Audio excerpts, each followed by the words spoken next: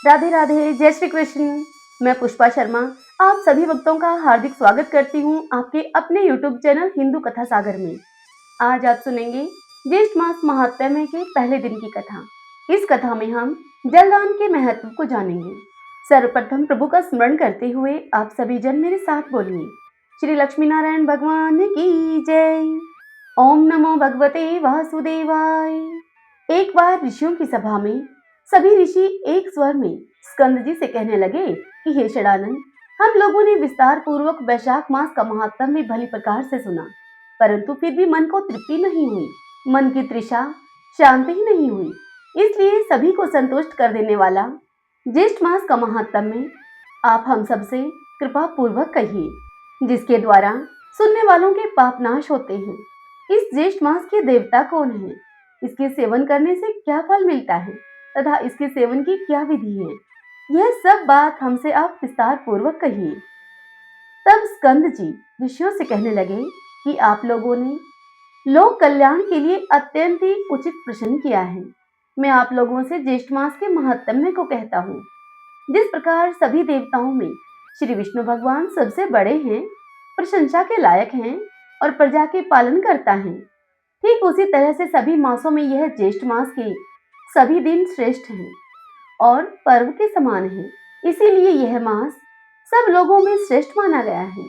इस ज्येष्ठ मास में शौच आदि से निवृत्त होकर प्रातःकाल स्नान इत्यादि करना चाहिए। जिस प्रकार दशांश मेघ तीर्थ में स्नान करने से गंगा स्नान लोक को पवित्र करती है और समस्त पापों का नाश करती है, ठीक उसी तरह से ज्येष्ठ मास में स्नान कर और दशांश में देवेश्वर का दर्शन करें तो स्नान करता फिर दूसरी बार जन्म नहीं लेता है। इस ज्येष्ठ मास के दिवस पुण्यतम और धर्म से युक्त हैं। जिस ज्येष्ठ मास में पाप नाशनी और सुंदर स्रोत वाहिनी गंगा अवतरित हुई है, ज्येष्ठ मास की सभी तिथियों में अधिक पुण्य देने वाली दशमी तिथि 10 प्रकार के पापों का नाश करने वाली है। उस दिन स्नान और दान अवश्य करना चाहिए। जल पूर्ण घट का दान, घट घड़े को कहा जाता है। जल दान, ताल पत्र दान यानी कि व्यंजन दान, चंदन का दान, छत्र का दान और जूते का दान भगवान त्रिविक्रम के प्रीति के लिए करना चाहिए। जब भी किसी वस्तु का दान किया जाता है तो एक मंत्र बोला जाता है। उस मंत्र का अर्थ यह होता है कि हे प्रभु, यह वस्तु मैं आपके निमित्त दान कर रही हूँ।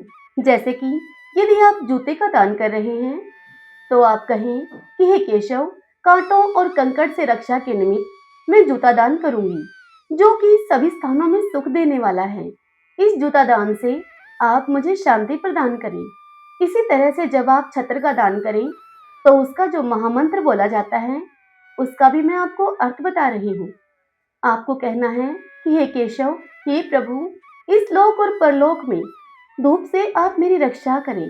हे प्रभु, यह छत्र आपकी प्रीति अर्थ आपके प्रिय ब्राह्मण को मैंने दिया है।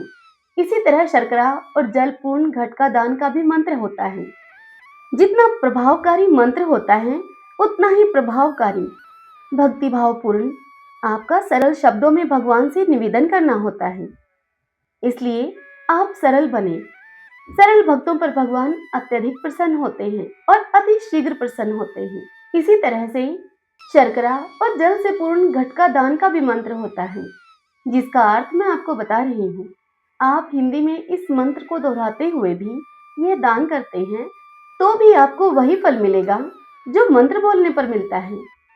कहें कि हे प्रभु, मैंने शर्करा और जल से पूर्ण घट का दान किया है, इससे 33 तिथियों के देवता प्रसन्न हो। इसके अलावा व्यंजन दान करते समय जो मंत्र बोला जाता है उसका अर्थ है सदैव धर्म को शांति देने वाले श्री भगवान का प्रिय व्यंजन। श्री त्रिविक्रम भगवान की प्रीति के लिए मैंने ब्राह्मण को दान दिया है। हे प्रभु, आप प्रसन्न होइए। इसके अलावा जब आप चंदन का दान करें तब आप कहें, यह कर्पूर खस से युक्त चंदन सुंदर और रुचिकर है, इसका मैं दान करता हूँ। इसके दान से देवता, ऋषि, पितृ और मनुष्य सभी तृप्त होते हैं। इस प्रकार अपनी शक्ति के अनुसार अनेकों दानों को देना चाहिए और प्राणी मात्र की रक्षा के लिए निर्जल देश में जल का दान करना चाहिए।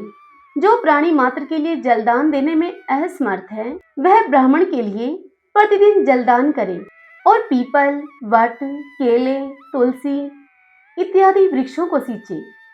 इस जलदान से बढ़कर न तो कोई दान हुआ है और न ही होगा। इसलिए सब उपायों से जलदान का विधान विशेष कहा गया है। जो मनुष्य मोहवश ज्येष्ठ मास में जलदान नहीं करता है, वह घोर नरक की यातनाओं को भोगकर पुनः पृथ्वी पर आकर चातक की योनि में जन्म लेता है। इतनी कथा कहकर स्कंद जी मुनियों से आगे कहते हैं कि हे श्रेष्ठ मुनिवरों, अब मैं तुम्हें इस विषय में एक प्राचीन इतिहास सुनाता हूँ। पूर्व काल में त्रेता युग के अंत में महिष्मतीपुरी में वेद वेदांग का पारंगत धर्मात्मा सुमंतो नाम का एक श्रेष्ठ ब्राह्मण रहा करता था। उस ब्राह्मण की गुणवती नाम वाली स्त्री और देव शर्मा नाम वाला एक पुत्र था। देव शर्मा ब्राह्मण सदैव ही देवता के पूजन में निरत रहा करता था और अतिथियों का वह स्वागत सत्कार किया करता था, इसलिए अतिथियों का वह प्रिय था। किसी समय दैव योग से वह समिधा लेने के लिए वन में गया।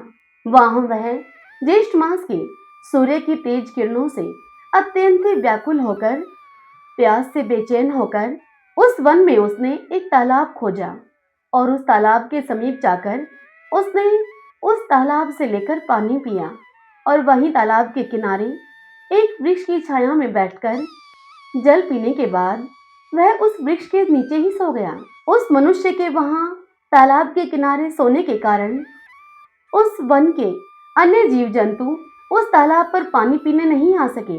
उस मनुष्य के डर के कारण वे जीव जंतु प्यास से इतने पीड़ित हुए कि अब मर गए।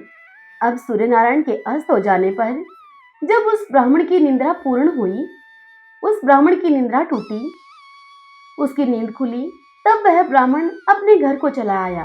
वन के जीव जंतुओं के मरने का वह पाप उस ब्राह्मण के सर चढ़ गया, जिसके कारण वह ब्राह्मण उस अज्ञात दोष के कारण अब वह ब्राह्मण मृत्यु को प्राप्त हुआ। अपने पति को मृत देखकर उसकी पतिव्रता स्त्री, उसकी ब्राह्मणी भी अपने पुत्र, धन आदि का त्याग करके उसके साथ ही अग्नि में प्रवेश कर गई और उसी अज्ञात कर्म दोष के फल से वह ब्राह्मण अनेक नरकों की यातनाओं को भोगकर पुनः अपनी स्त्री के सहित अब चातक योनि में आया और अत्यंत ही दुखी हो गया। पूर्व जन्म के पाप को स्मरण करता हुआ वह अपने घर में आकर वृक्ष के कोटर में बैठ करके निरंतर करुणा पूर्वक रुदन किया करता था। उसके रुदन को सुन के उसके पुत्र ने अनेक बार उसे मना किया, परंतु वह वृक्ष के कोटरे से नहीं निकला। यह देखकर उसके पुत्र को क्रोध आ गया और क्रोधित होकर उसके पुत्र ने उस वृक्ष के कोटरे में आग लगा दी, जिसमें कि वह चातक चातकी रहा करते थे। उस अग्नि के ताप से उस चातक और चातकी के उन दोनों के पंख चल गए और वे दोनों रात्रि के समय अपने कोटरे से नीचे गिर गए और परस्पर अपने कष्टों की बात कहने लगे।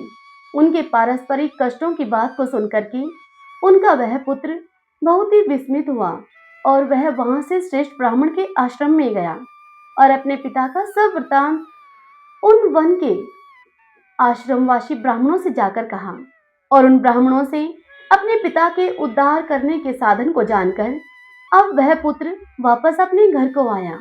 उस ब्राह्मण पुत्र ने उस निर्जन वन में प्याऊ लगवा दिए और प्याऊ के पुण्य प्रभाव से उसके माता पिता चातक की योनि से छूट करके दिव्य रूप होकर सुंदर वाहन में बैठकर भगवान विष्णु के धाम को चले गए। स्कंद जी मुनियों से इतनी बात कहकर कहते हैं कि हे विप्रगण, मैंने पूर्व का वृतांत आप लोगों से कहा, जिसमें कि जल मार्ग के अवरोध होने से जलदान की अद्भुत महिमा का वर्णन किया गया है। इति श्री ज्येष्ठ मास महात्म जलदान महात्म प्रथम अध्याय संपूर्ण। आपको यह ज्येष्ठ मास महात्म्य में मेरे द्वारा सुनना कैसा लगा? यदि आपको पसंद आया हो तो इस वीडियो को आप लाइक करें, अपने अपनों के साथ शेयर कीजिए और आप हमारे इस चैनल को हिंदू कथा सागर को सब्सक्राइब कीजिए।